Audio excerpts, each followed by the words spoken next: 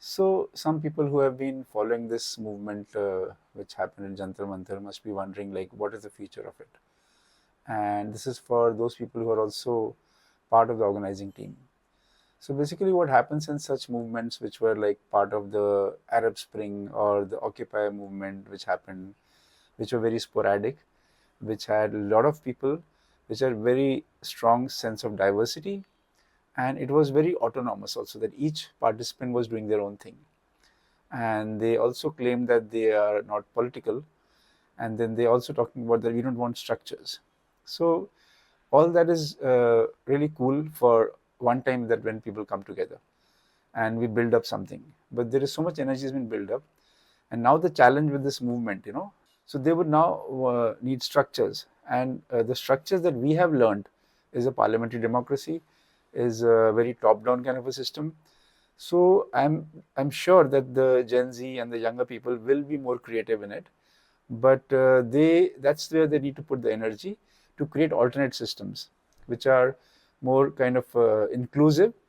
But when we make inclusive systems, sometimes the decision making totally gets haywire, which focus only on inclusion. So they need to be inclusive, and they need to be also effective.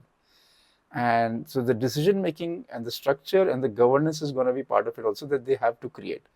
And the other thing that is going to come to them is conflict resolution systems, because conflicts will happen, and since there's a lot of diversity, and if after making the governance system, and this governance system also doesn't work, or the structure of decision making doesn't work, then they should have some standby conflict resolution systems.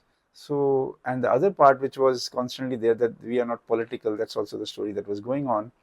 So I think they can't get away with this idea of that we are not political. In fact, everything that we do is political, and let's not shy away from that, and instead choose what is our politics, choose what are our values. And this movement needs to think about that, and that would make it, help it move forward.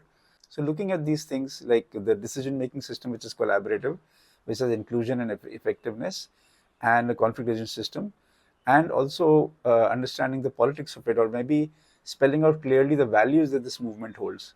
Because I'm believing that this movement cannot go on in a very sporadic and an autonomous way, but it needs to be inclusive, and it needs to have that energy or that vibe to move forward, and the leadership or has to be designed in such a way that's very inclusive and kind of collaborative, and then this movement can go to the next level.